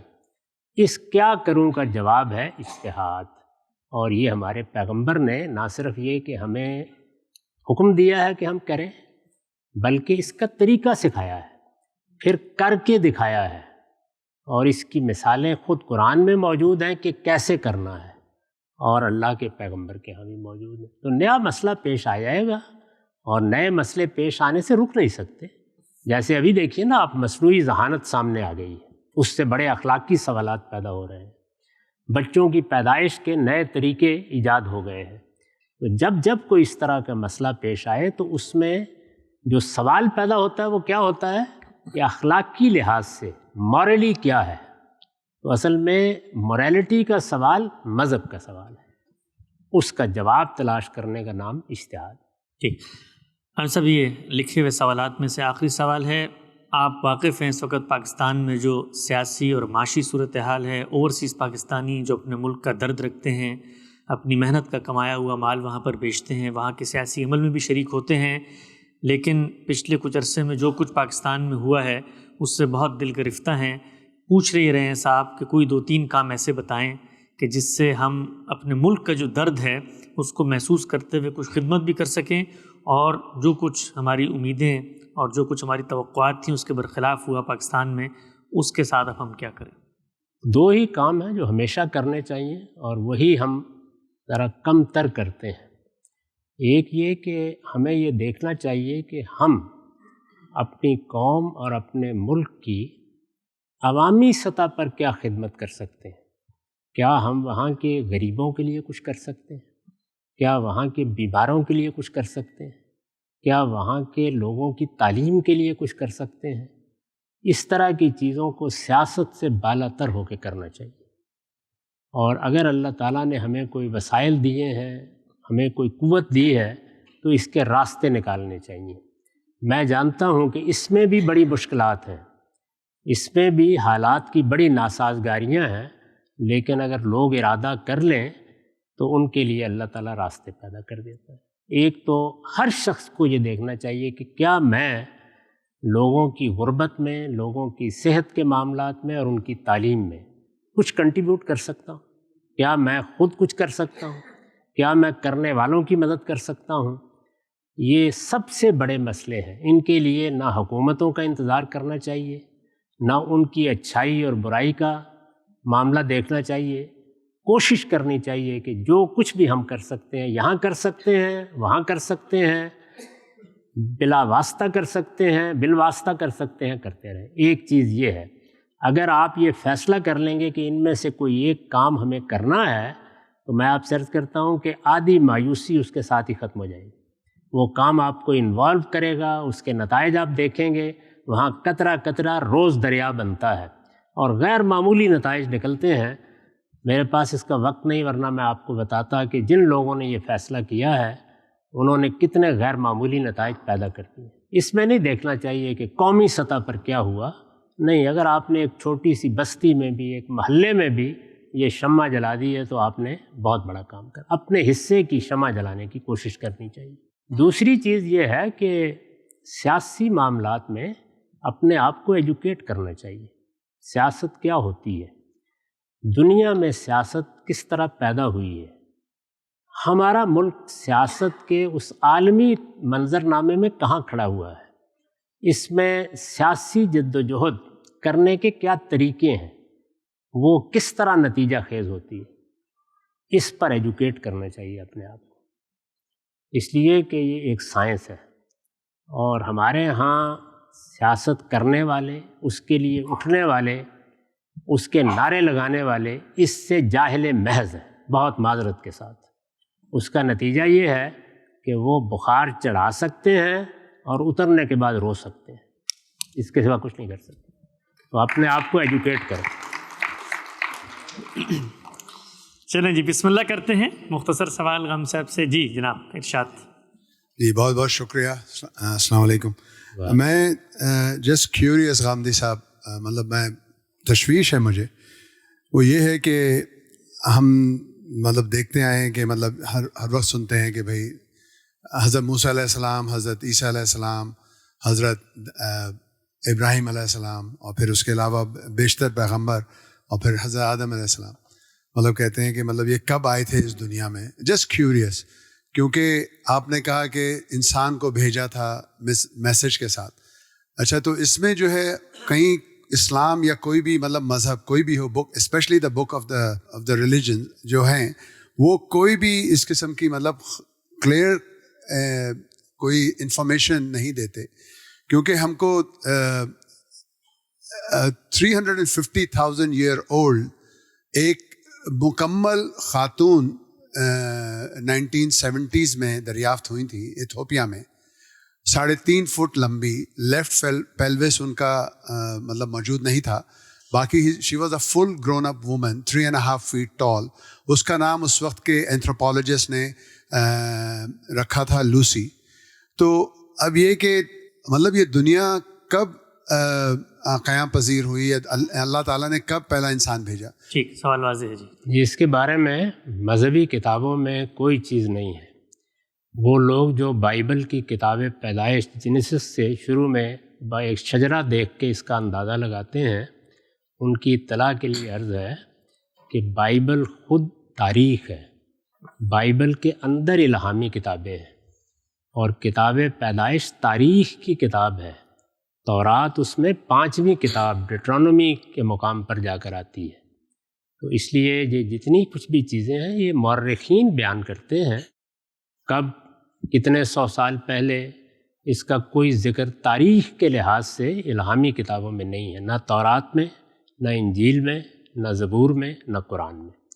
قرآن البتہ یہ بتاتا ہے کہ انسان کی پیدائش کن مراحل سے گزر کر ہوئی. وہ سورہ سجدہ میں اس نے بتا دیا ہے کہ ہم نے انسان کو دریاؤں کے کنارے کی دلدل سے بنانا شروع کیا.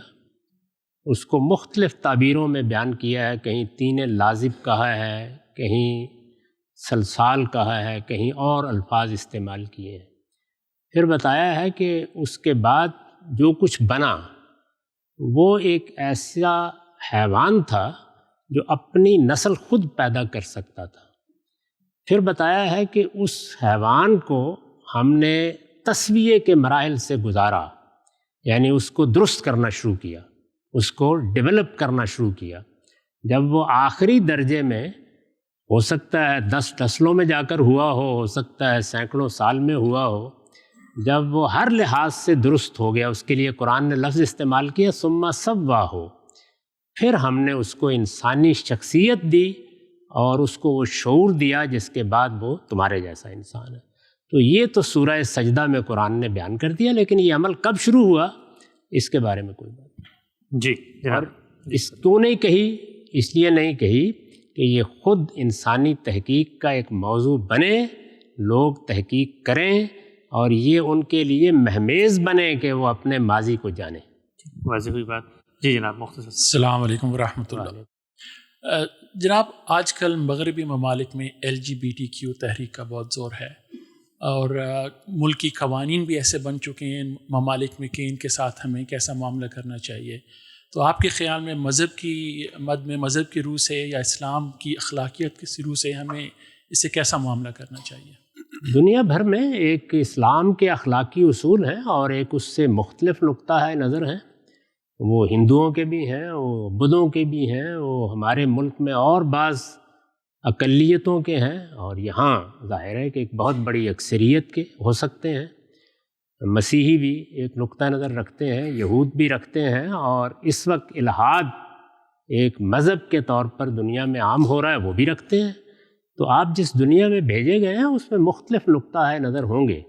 وہ مختلف نقطہ نظر علمی لحاظ سے بھی ہو سکتے ہیں، اخلاقی لحاظ سے بھی ہو سکتے ہیں. ان کے بارے میں آپ کو برداشت کا رویہ اختیار کرنا چاہیے.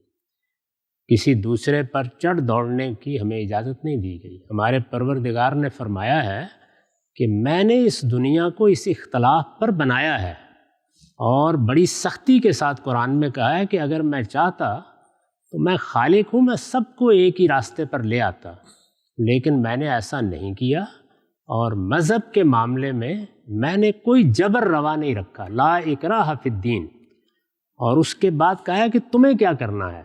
فرمایا کہ میں نے ہدایت کو گمراہی سے الگ کر دیا ہے، تم اس کو لوگوں تک پہنچاؤ۔ تو ہمارا کام صرف یہ ہے، نہ کسی سے نفرت کرنے کی کوئی وجہ ہے، ظاہر ہے کوئی ایک مسئلہ تو نہیں ہے یہ۔ مثال کے طور پر جس کو ہم زنا یا بدکاری کہتے ہیں، وہ بھی بہت سے معاشروں میں اس طرح کی قابل مذمت چیز نہیں ہے۔ اسی طرح یہاں خود ہمارے اپنے معاشروں میں اب بوائے فرینڈ گرل فرینڈ ایک رشتہ پیدا ہو گیا ہے، یہ ہماری اخلاقیات میں تو نہیں ہے۔ تو اس طرح کے جتنے معاملات ہیں ان میں آپ کو جو کام کرنا چاہیے وہ یہ ہے کہ دوسرا کیا کہتا ہے اس کے بارے میں اس کو سمجھیں، اور کسی دوسرے کے نقطہ نظر کو سمجھنے کے لیے ضروری ہوتا ہے کہ غصہ ختم کر دیں، جذبات کو لگام دیں، دوسرے کی بات جیسے وہ بیان کر رہا ہے پوری ہمدردی سے سنیں اور سمجھیں، اس کی ریزننگ کیا ہے، دلیل کیا ہے، اس کو ہضم کریں، اور پھر اپنے دین، اپنے اخلاقی تصورات یا اپنی تہذیب میں یہ دیکھیں کہ آپ اس کو کیوں نہیں مانتے، اس کی کیا ریزننگ ہے، اس کے کیا دلائل ہیں۔ تو اس طرح مکالمے کی فضا پیدا کریں اور شائستگی کے ساتھ پیدا کریں، یہی ہمیں کرنا ہے۔ باقی یہ خیال نہ کریں کہ یہ کوئی آج یہ چیز پیدا ہو گئی ہے، ہمیں تو قرآن مجید بتاتا ہے کہ ہزاروں سال پہلے ایک بستی کا کلچر یہی تھا، اور وہ اس زمانے کے ایک بڑے شہر کا کلچر تھا، اس میں یہی تعلقات تھے جن کو لوگ کلبوں میں اور مجالس میں بیٹھ کے زیر بحث لاتے تھے، جن کی بنیاد پر لوگوں کے مجسمے بنا کر اس شہر میں نصب کیے جاتے تھے۔ اور نوبت یہاں تک آ گئی تھی کہ ایک پیغمبر کے ہاں 2 خوبرو نوجوان اللہ تعالیٰ کی طرف سے بھیج دیے گئے، اور پوری بستی کے لوگ ان کو لینے کے لیے آ گئے۔ تو اس لیے یہ کوئی ایسی نئی چیز نہیں ہے، دنیا میں یہ سب چیزیں رہی ہیں، رہیں گی۔ ہمارا کام یہ ہے کہ استدلال کے ساتھ ان کے نقطہ نظر کو ہمیشہ سمجھیں اور اپنا نقطہ نظر سمجھیں۔ ٹھیک، بات واضح ہوئی جی، ارشاد۔ السلام علیکم جی۔ فرسٹ آف آل تو میں معذرت چاہتا ہوں، بڑی میری حقیر نالج ہے اس لیے۔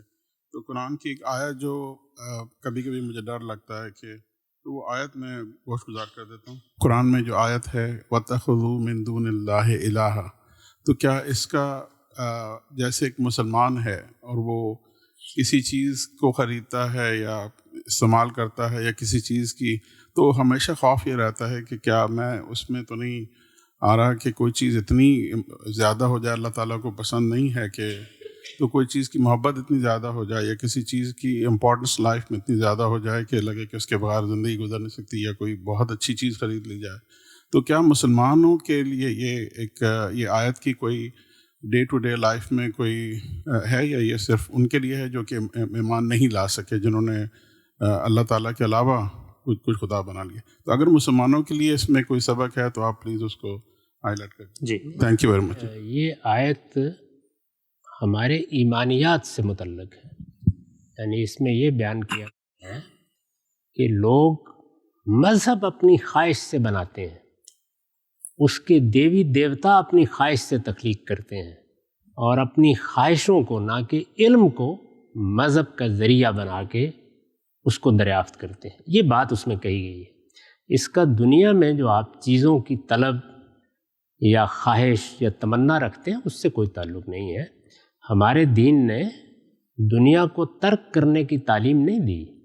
قرآن مجید تو یہ کہتا ہے کہ ضروریات تو ضروریات، زینت کی چیزیں، یعنی یہ گھروں کی زینت، یہ شہروں کی زینت، یہ کلام کی زینت، زینت کی چیزیں یعنی جو ضرورت سے بہت آگے کی ہیں، جو انسان اپنی حس جمالیات، اپنی ایسٹیٹک سینس کی تسکین کے لیے اختیار کرتا ہے، اس کے بارے میں سورہ اعراف میں دیکھیے یہ کہا ہے کہ کل من حرم زینت اللہ التی اخرج لعبادہ، بتاؤ کس نے میری ان زینتوں کو حرام کیا ہے، یہ میں نے اپنے بندوں کے لیے پیدا کی، اخرج لعبادہ، اور پھر کہا ہے کہ میں نے یہ پیدا ہی ایمان والوں کے لیے کی ہیں، یہ ان کے صلے میں منکروں کو مل رہی ہیں، قیامت میں انہی کے لیے خاص کر دوں گا۔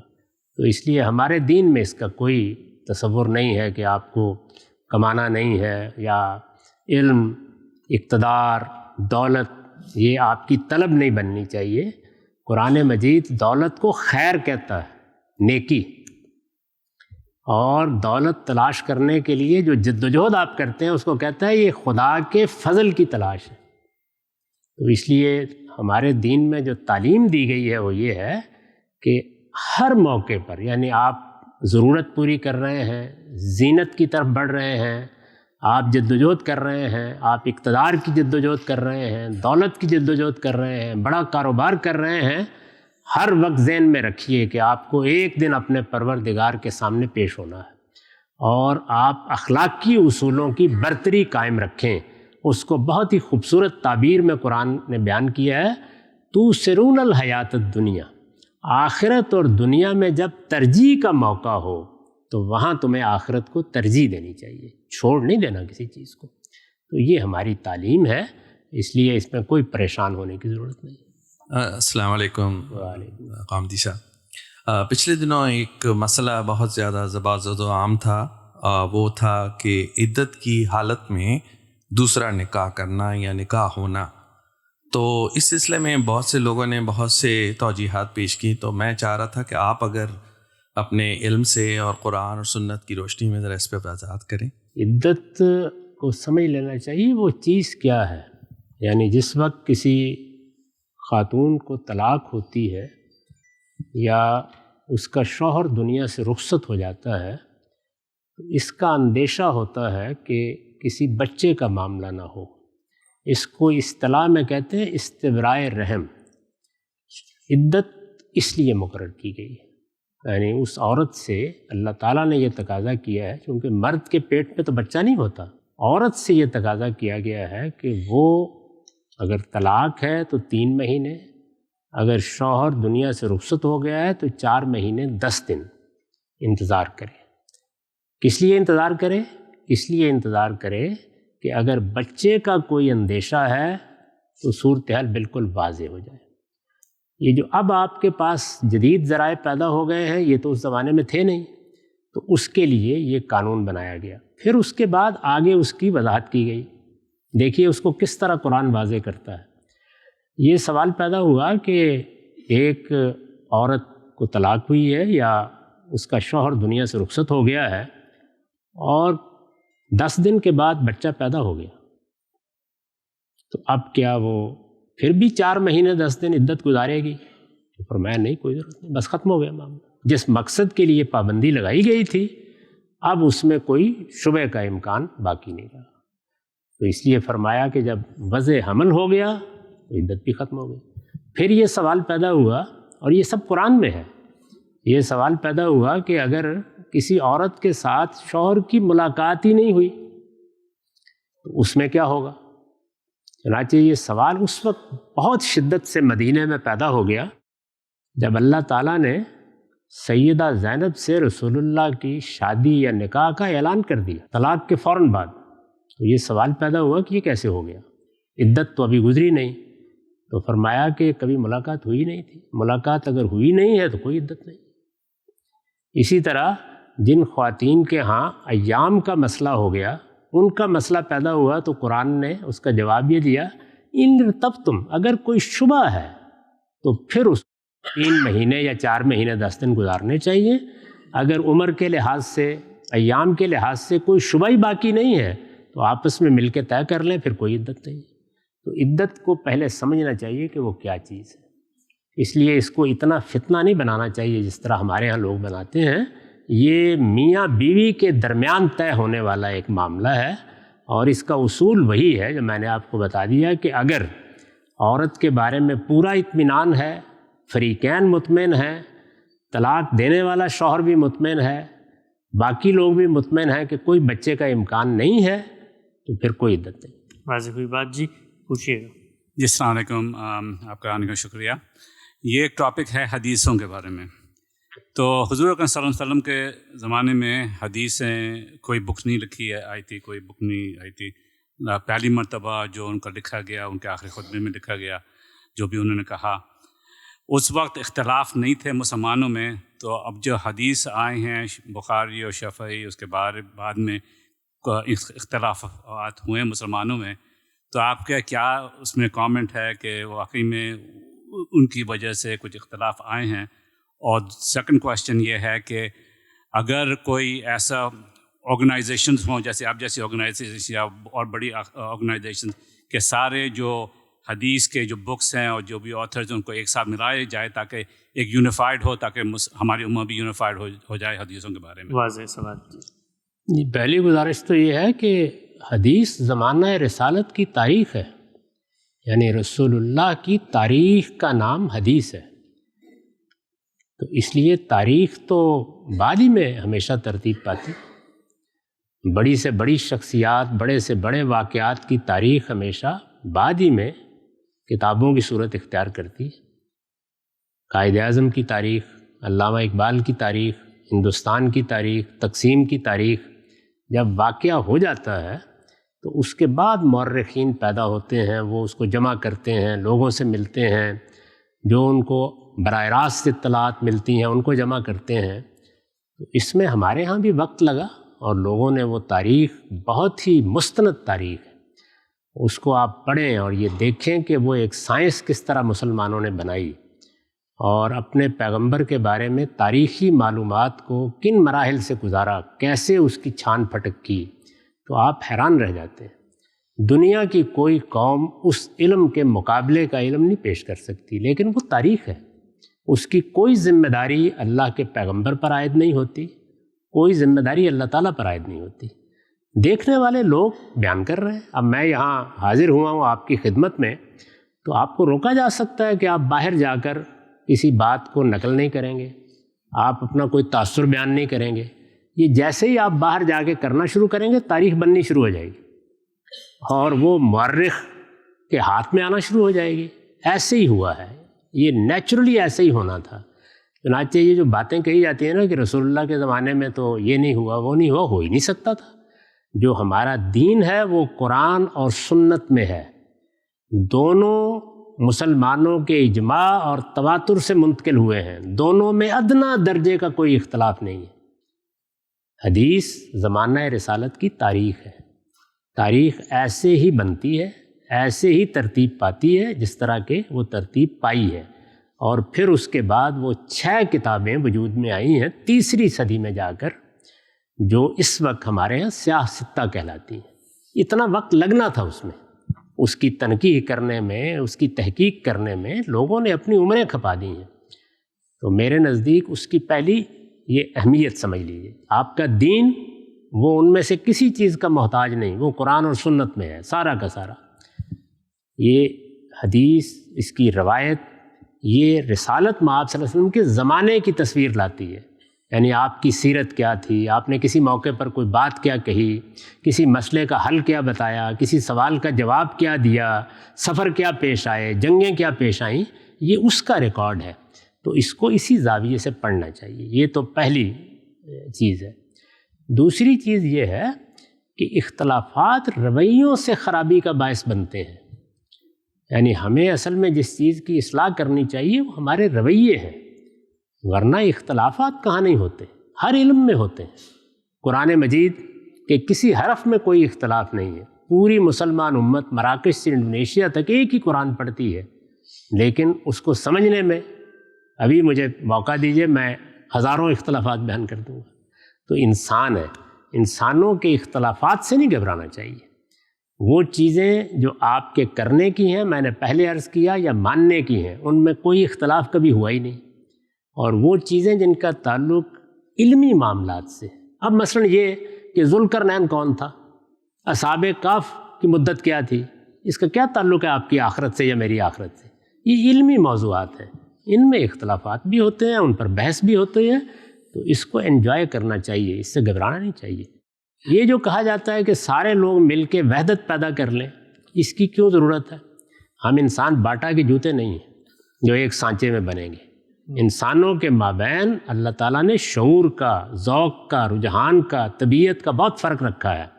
یہ رہے گا. اس فرق کے ساتھ سلیقے سے جینا سیکھیے. اصل اصلاح رویے کی کرنے کی ضرورت ہے. بالکل، ہم سب بات واضح ہوئی.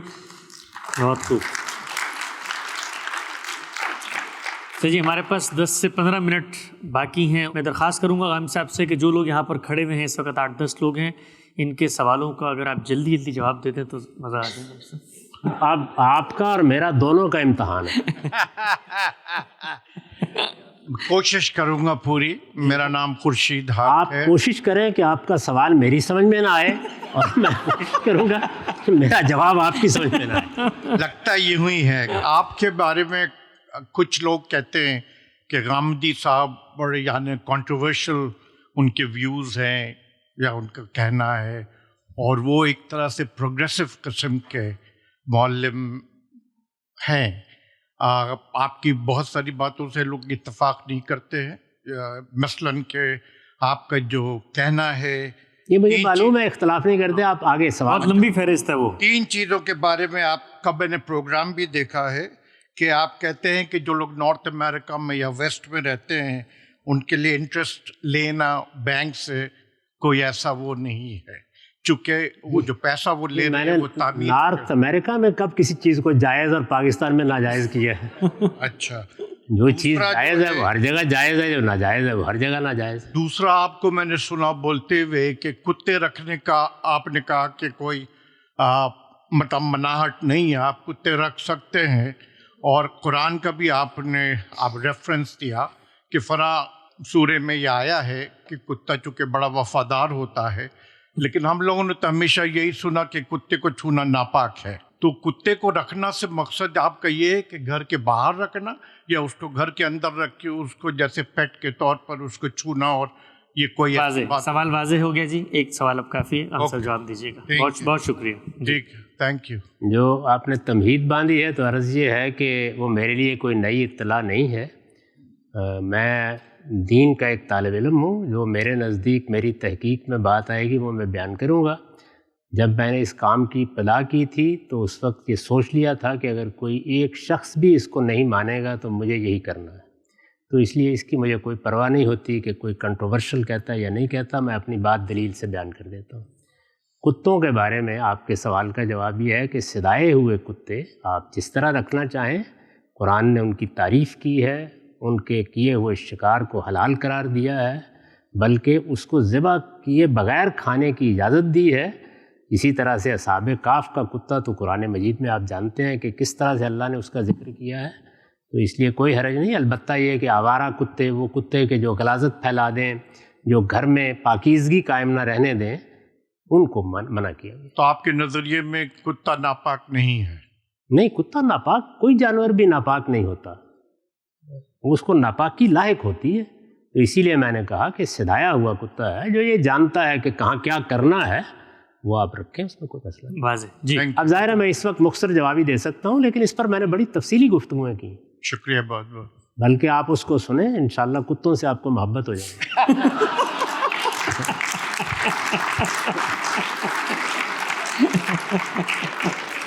جی جی مختصر. میرا سوال نماز پہ ہے. چھوٹی عمر میں ہم لوگوں کو جب جائز ہوئی نماز, ہم نے بہت سی مس کی ہیں, اور مجھے معلوم ہے اس کے بہت پوچھا جائے گا. تو آپ کا کیا اوپینین ہے کہ کیا ہم میک اپ کریں اتنی ساری نمازیں, یا کس طرح سے اس چیز کو ہم ڈیل کریں؟ یہ جو بے شعوری میں نمازیں چھوٹ گئیں, ان پر اللہ سے ہر نماز کے بعد استغفار کرتے رہنا چاہیے. اور اگر اللہ توفیق دے تو جو ہم نفل پڑھتے ہیں, 4 رکعتیں ظہر کی پڑھ لیتے ہیں, پھر کچھ نفل بھی پڑھتے ہیں, وہ آپ فرض کی نیت سے پڑھتی رہا کریں, بس اتنا کافی. جی غامدی صاحب, آپ نے فرمایا کہ مذہب کا جو مقصد ہے وہ ہماری اخلاق کی تعمیر کرنا ہے, موت کی تیاری کرنا, موت کی تیاری کرنا. لیکن ہم جیسے پاکستان کے تناظر میں دیکھتے ہیں کہ ہمارا مذہبی رنگ ظاہری تو بڑا مذہبی ہوتا جا رہا ہے, لیکن اخلاقی طور پہ ہم زوال پذیر ہیں. تو وہ کیا ایک چیز ہے جو ہم نے مس کر دی, یا ہمارے جو اسکالر ہیں ہمیں بتانے میں جو ناکام رہے, کہ جو ہم نہیں کر پائے اور ہمارا یہ حال ہے. اور بہت ساری ایسی چیزیں ہیں جو ہم وہ جو مذہبی اور اخلاقی ہماری خرابیاں وہ ہم یہاں بھی لے کر آ جاتے ہیں. تو وہ کیا ایک چیز ہے جو ہم سمجھنے سے قاصر رہے, اور وہ کیا ایک چیز ہم کر سکتے ہیں تاکہ ہم اس ڈسکنیکٹ کو ختم کر سکیں؟ واضح جی. نہیں, سمجھنے سے آپ قاصر نہیں رہے, ہم سمجھانے والوں نے سمجھایا نہیں ہے. ہمارے ہاں عام طور پر مذہب کو فضائل اور عقیدت کی بنیاد پر لوگوں تک پہنچایا جاتا ہے. تو اس کے نتیجے میں انسان ماضی کا پرستار تو بن جاتا ہے، اس کے اپنے اندر کوئی تبدیلی نہیں آتی۔ زیادہ سے زیادہ اگر توجہ دلائی جاتی ہے تو چند ظاہری چیزیں، لباس میں یہ کر لو، داڑھی اس طریقے کی رکھ لو، تو یہ وجہ ہے اس کی۔ ہمارے ہاں جو دین کے معلم ہیں ان کی اصلاح کی ضرورت ہے۔ ہمیشہ اچھی لیڈرشپ ہے جو لوگوں کے لیے چیزوں کو واضح بھی کرتی ہے اور ان کے لیے دلوں میں اطمینان بھی پیدا کرتی ہے۔ تو ہمیں اپنی طرف دیکھنا چاہیے، اس میں عام لوگوں کا کیا قصور ہے۔ جی السلام علیکم. Thank you very much for it was very informative session. My question is کہ اللہ تعالیٰ کے وجود پر ہم اپنا ایمان کیسے اسٹرانگ کر سکتے ہیں، یا دوسرے لفظوں میں اللہ تعالیٰ کے ایگزسٹنس کا کوئی پروف ہے؟ یہ تو ایک پوری نشست کیا 2 نشستوں کا موضوع ہے۔ میں ویسے ابھی جو آپ کے علم میں ہوگا کہ مجھ پر جو مذہبی طبقہ اعتراضات کرتا تھا وہ عام طور پر 22-23 چیزیں تھیں، تو ان پر ایک سیریز کر رہا ہوں، اعتراضات سیریز۔ اس کے ختم ہونے کے بعد مذہب اور الحاد سیریز اگر میں جیتا رہا تو شروع کروں گا، اس میں بتا دوں گا میں کہ خدا کے ماننے کی دلیل کیا ہے، عقلی لحاظ سے کیا ہے، علمی لحاظ سے کیا ہے۔ تو اس کا انتظار کریں، اور اگر انتظار نہ کر سکیں تو کسی دن آ جائیں۔ کوئی مختصراً 1 بات یا 2 باتیں کوئی نہیں، مختصر اگر یہ ممکن ہی نہیں ہے میرے بھائی، وہ میرے سر پر سوار ہیں۔ Thank you. مختصر یہ ہے کہ اگر آپ مان رہے ہیں تو کچھ عرصہ مانتے رہیں جب تک سیریز سامنے نہیں آ جاتی۔ جی جناب. السلام علیکم. بہت شکریہ آپ کی گائیڈنس کا. میرا سوال قبرستان سے ریلیٹڈ ہے کہ غیر مسلم قبرستان میں دفن کرنا جائز ہے یا نہیں؟ اور خدا کی زمین پر جہاں چاہے دفن کر دیں، اسلام نے کوئی پابندی نہیں لگائی۔ یہ جو جنت البقیع ہے مدینے کا قبرستان، یہ غیر مسلموں کا قبرستان ہی تھا، اور جنت المالا بھی غیر مسلموں کا قبرستان تھا۔ جس قبرستان میں سارے مشرکین دفن ہیں وہی مکے کا قبرستان ہے۔ کچھ علماء کہتے ہیں جی کہ قبر کا عذاب ہے وہ اس کے ساتھ لنک کر دیتے ہیں۔ نہیں، کوئی قبرستان، کوئی زمین، کوئی علاقہ نہ عذاب کا باعث ہے نہ ثواب کا باعث ہے، وہ تو آپ کے اعمال ہیں جو آپ لے کے جاتے ہیں۔ یہ مسلمانوں کی ایک شناخت ہے کہ ہمارے اپنے قبرستان ہونے چاہیے، یہ کوئی مذہبی حکم نہیں ہے۔ جی السلام علیکم. جی غامدی صاحب، آپ کا اور اپنا کا بہت شکریہ کہ ہماری یہ خوش قسمتی کے یہ مکالمات ہوئے۔ میں فقہ جعفریہ میں میری پرورش ہوئی ہے، لیکن جیسے جیسے علم بڑھا تو خصوصاً کام کے زمانے میں وہ سردیوں میں وقت بہت چھوٹا ہوتا ہے، ظہر اور عصر کا، تو فقہ جعفریہ میں جمع سلاطین کی اجازت ہے۔ تو بس میرا سوال یہ ہے کہ آپ جمپ کر سکتے ہیں فقوں کو، یا آپ کو جہاں پہ آپ پیدا ہوئے اور آپ جس کو مینلی بلیو کرتے ہیں کہ آپ کو اس کے اوپر رہنا ہے؟ سارے مسلمانوں کے علماء، ان کے ائمہ ہمارے ائمہ ہیں، جہاں آپ کا اطمینان ہو، جس کی رائے زیادہ معقول لگے، آپ کے لیے سہولت کا باعث ہو، اختیار کر لیجیے۔ علماء کے لیے تو یہ ضروری ہوتا ہے کہ وہ رائے قائم کرتے وقت علمی استدلال کو ترجیح دیں۔ عام آدمی تو اپنی سہولت کے لیے انتخاب کرتا ہے، تو میرے نزدیک اس میں کوئی حرج کی بات نہیں، جس پر آپ کا اطمینان ہے اسے اختیار کر لیں۔ جی thank you very much. My question is also regarding LGBT, and we all know that this agenda is being pushed at all over the world, especially at workplaces and schools everywhere. And sometimes organizations like police, health and social services or fire, they require their staff to wear the pride badge to show that they support LGBT rights. What shall we do in these circumstances? شائستہ طریقے سے جو آپ کا اختلاف ہے اسے بیان کر دیں اور اس چیز کو قبول کرنے سے معذرت کر دیں، لیکن کوئی ہنگامہ نہ برپا کریں، وہ آپ کا حق ہے، اور اس حق کو آپ اس طرح حاصل کریں کہ اس وقت جو سوسائٹی دنیا میں ہے اس کی سب سے بڑی ویلیو فریڈم ہے، اظہار کی آزادی، جو جس طرح ان کے لیے ہے اس طرح ہمارے لیے بھی۔ جی ان کو حق حاصل ہے کہ وہ اپنے نقطہ نظر کے لحاظ سے شادی کر رہے ہیں، بیاہ کر رہے ہیں، جو مرضی کر رہے ہیں، ہمیں حق حاصل ہے کہ ہم اس سے اختلاف کریں، لیکن شائستہ اختلاف۔ جی بہن السلام علیکم. میرا سوال ہے کہ قرآن سے بھی اور لیکچر سے بھی پتہ چلتا ہے کہ انسان کی زندگی ٹیسٹ ہے، اور یہ اس کے اپنے فائدے کے لیے سب چیزیں جو لاز اینڈ آل، انسان کو پیدا کیا کہ تاکہ وہ اس کو جانے، لیکن اس کو کیا ضرورت پیش آئی کہ وہ اتنا دنیا میں دکھ بھی ہیں، لوگ پریشان بھی ہیں، ان کو پیدا کر کے ٹیسٹ سے گزارے، and then he chose people جو اپنی چوائس اچھی کرتے ہیں. اگر ایز اے مدر آپ اتنا پیار کرتے ہیں اپنے بچوں کو تو آپ نہیں ان کو اتنی مشکل میں ڈالتے. تو خدا کی کیا وہ لونلی تھا, کیا وجہ تھی کہ اس نے واضح سوال واضح. تمام والدین سے پوچھ کے بتائیے گا وہ کیوں آگے پیدا کر رہے ہیں. اگر وہ جواب دے دیں تو میں بھی یہ جواب دے دوں. یہ کچھ جگہوں پہ دنیا کو مثبت زاویے سے دیکھنا چاہیے. یہ تکلیف نہیں ہے دنیا, تکلیف کبھی کبھی آتی ہے. بہت بڑی نعمت ہے, شعور دیا ہے, دنیا میں بے شمار سہولتیں دی ہیں, تو کبھی ان پر بھی نگاہ کرنی چاہیے. جس کچھ مساجد میں کنوینئنس کی بیس پہ ظہر سے پہلے جمعے کی نماز ادا کی جاتی ہے. جب میں نے کسی امام سے پوچھا تو انہوں نے کہا کہ یہ کوئی ضعیف حدیث ہے جس کے تحت ایسا کیا جا سکتا ہے. اس کے بارے میں آپ کی رائے کیا ہے؟ جی مجھے اس سے اتفاق نہیں ہے. ظہر کی نماز کے وقت ہی جمعے کی نماز پڑھی جانی چاہیے, لیکن اس میں کوئی ہنگامہ کرنے کی ضرورت نہیں. آپ اپنی بات دلائل سے بیان کر دیں. جی اگری کرتا ہوں سر. چھوٹا سا سوال ہے جو میرا خیال ہے دوسرے لوگوں کے ذہن میں بھی ہوگا. جیسے آپ نے شاور کیا ہے, چاہے اس میں وضو کیا اور نہیں کیا, 3-4 گھنٹے کے بعد اگر نماز کا وقت ہو جاتا ہے, کہ آپ کو وضو کرنا ضروری ہے یا کہ اسی غسل میں آپ کی نماز ہو جاتی ہے؟ آپ اگر رسول اللہ کے بتائے ہوئے طریقے پر غسل کریں گے, شاور لیں گے, کوئی ضرورت نہیں ہے. اور وہ طریقہ یہی ہے کہ آپ پہلے وضو کرتے ہیں, پاؤں چھوڑ دیتے ہیں, پھر نہا کے آخر میں پاؤں دھو لیتے ہیں. تو یہ وضو بھی ہو گیا, غسل بھی ہو گیا. تو یہ عبادت ہے وضو, اس لیے اس کے لیے نیت اور ارادہ ہونا ضروری ہے. تو کون سی جو وضو جو ہے جس میں منیمم چیزیں ہونی چاہیے کہ آپ کا وضو ایکسیپٹ ہو؟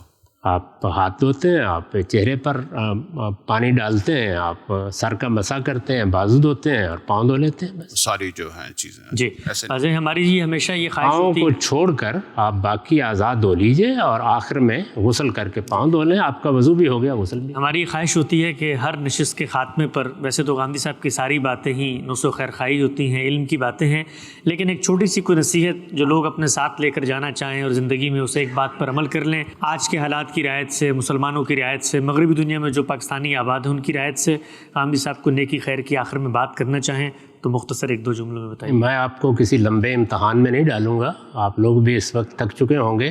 بس صرف یہ گزارش کروں گا کہ اپنے آپ کو جذبات سے بالا تر ہو کر عقلی اور علمی زندگی بسر کرنے کے قابل بنائیے. سبحان اللہ. اپنی ذاتی زندگی میں بھی, اپنی گھریلو زندگی میں بھی, اپنی مذہبی زندگی میں بھی, اور سب سے بڑھ کر اپنی سیاسی زندگی میں. ایک دوسرے کے گریبان پکڑنے کی بجائے شائستہ اور مہذب انسانوں کے طریقے پر اختلاف کریں اور اختلاف سننا سیکھیں, اور لوگوں کو بتائیں کہ اختلافات کے ساتھ جینے کے آداب ہم جانتے ہیں. یہی راز ہے قوموں کی ترقی کا. تو میں بس یہی بات کہوں. بہت شکریہ غام صاحب, جزاکم اللہ خیر.